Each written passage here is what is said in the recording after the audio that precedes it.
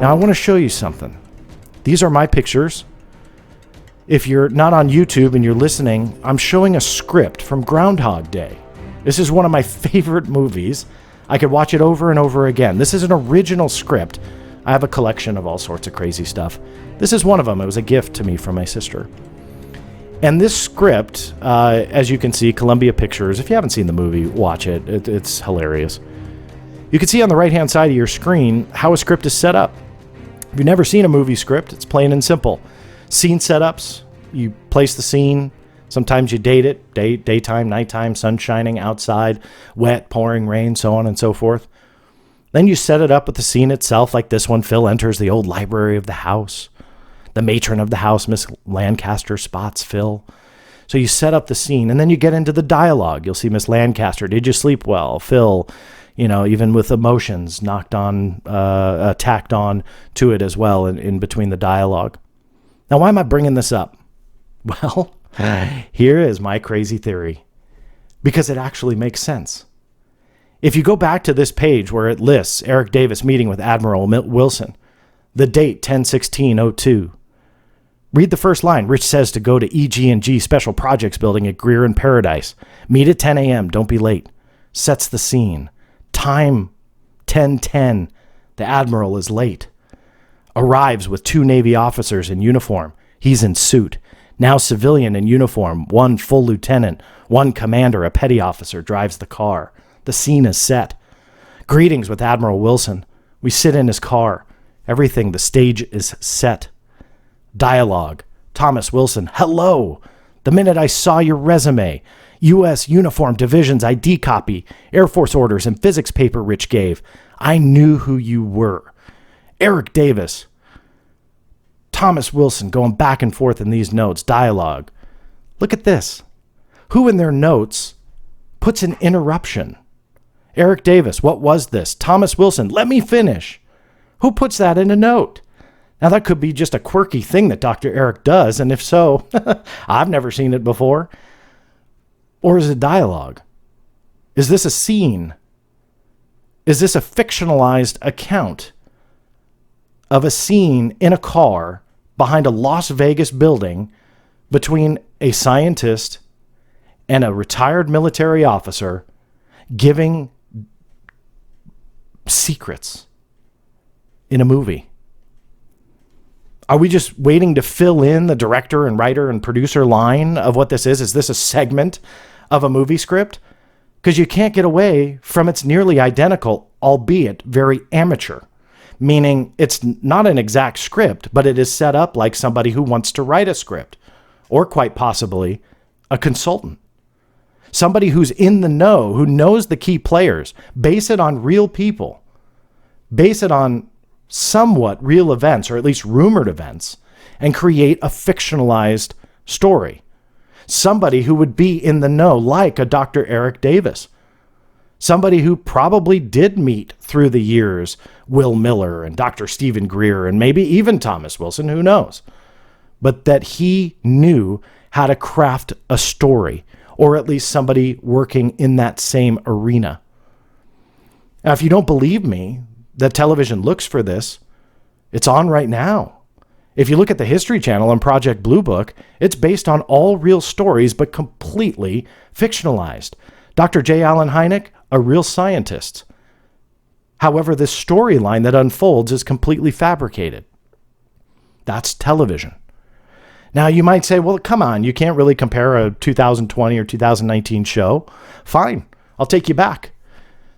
One of the best ones in this genre was The X-Files. I'll go on the record and say it was the best one. It was excellent. And yet entwined in The X-Files, Chris Carter put MUFON, real UFO events, real terminology and phrasing, all real elements, and sometimes I think even real people, though likely name changed, yet it was all fiction. I want to take you back to that page, this page here, the front page, the date, October 16th, 2002. And I started kind of really getting stuck on this entertainment thing. And I'll go back to the X-Files. You know what happened in 2002, earlier that same year that this letter took place? The X-Files came to a very successful end. From 1993 to 2002, that first run of series, I believe it was 9 seasons, came to an end. Episode 19 aired in May of 2002. This document was written just a few months after. Now, why is this important? I call it the next Dog the Bounty Hunter. Now, here's why. This is a personal note. Now, Dog the Bounty Hunter has absolutely nothing to do with this, but I'm putting it in to tell you a very quick story about my career in television as a producer, a writer, and a director. Now, when Dog the Bounty Hunter was on the air, I was working for A&E Networks, which owns the History Channel. I had developed a couple UFO shows that sold and aired. You might remember some of them. I won't rattle them off, but it was during the UFO Files series, and created quite a few of them. And what we were doing was creating a series. And the idea was always from the network executives, even beyond A&E, was find the next Dog the Bounty Hunter. The success was so big with that show. You Reuters doing articles just on the fact that it was an amazingly rated show, literally millions of people. So network executives were all about this. That's nothing new in television. When I was working around Dog the Bounty Hunter and this whole age, it was around 2002. TV's no different now. They're looking for the best next hit show. But what I'm saying is they started to emulate other storylines. Some where series would come to a successful end, for whatever reason the X-Files went away. You know Fox was looking for the next X-Files. Beyond Belief, Fact or Fiction ended in September of 2002, that same year. Also a successful run for Fox, 4 seasons. The premise of that show, within the course of 1 hour, 5 stories were shown. None of these stories have any logical explanation. Some of them actually occurred. You're left to decide which of these stories, if any, are fact and which are fiction. This is what was airing on television in 2002. Fictionalized stories that could or could not be true. How do you do that? Base it on real people. Now, I'm not saying that this was a script or a page from the X-Files or from Beyond Belief. I'm trying to set the stage for you to show you exactly what it was like in 2002. Also in 2002, the paranormal genre was incredibly big. This also, to anybody who has any experience in television, including those with just a little bit of common sense, if baking a pie works for you, you don't try and change the recipe. You bake that pie. And so you had a ton of paranormal related shows at their peak in 2002, either starting or doing incredibly well. Beyond with James Von Prague was one of them. That started in September of 2002 in syndication. Numerous seasons of Crossing Over with John Edward. That as well. Again, paranormal genre, doing incredibly well in prime time and on syndication on a national and international level. Again, the next Dog the Bounty Hunter. Now, that is why I am not a big believer that these notes depict a secret alien program of crash retrieval and so on and so forth. Because in my mind, when you read these notes, they're not notes at all. It's a scene. Right from the setting of the stage to the time to the location to interruptions when one character interrupts the other. It's an interesting correlation between something that we want to be true, but is potentially not.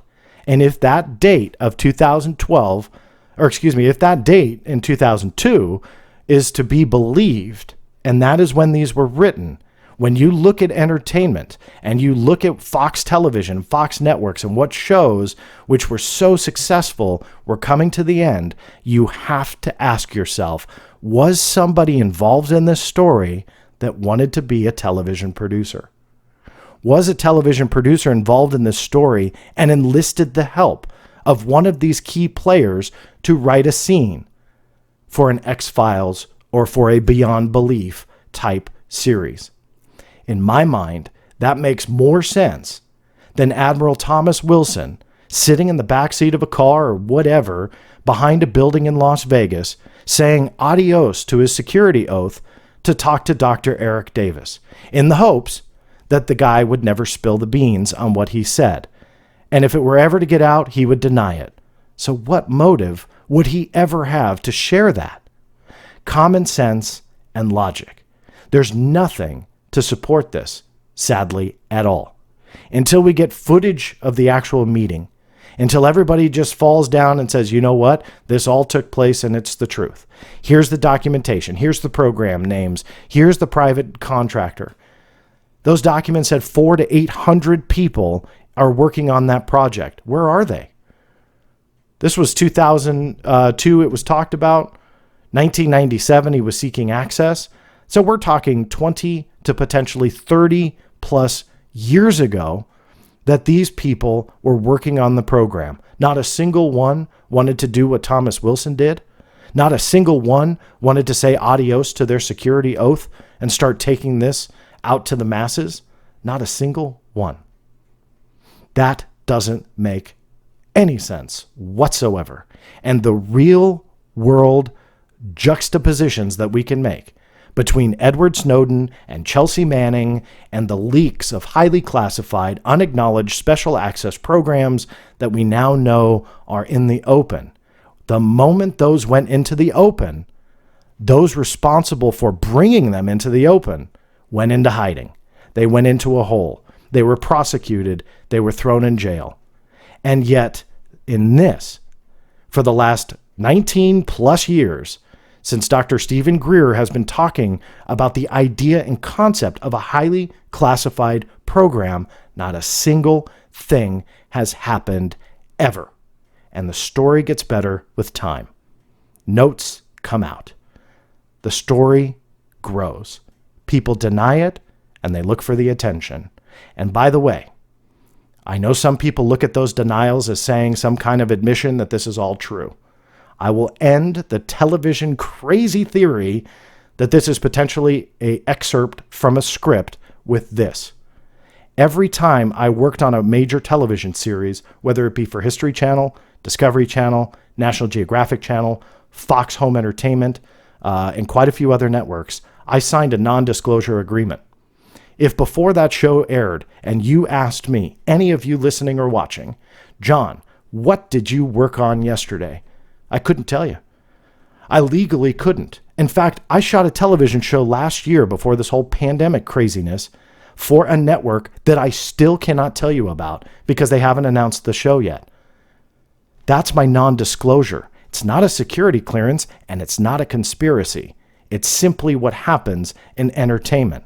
So the next time somebody says, I have no comment, it's possibly because there's an NDA or a non-disclosure agreement that has nothing to do with a security clearance, but everything to do with a private sector entertainment program. And that is my crazy theory that I'll leave you with. I haven't heard that one before, but I can't get it out of my head because it is nearly identical to that Groundhog Day script and the format and somebody who wants to make a break. I'm John Greenwald Jr. signing off. We'll see you next time.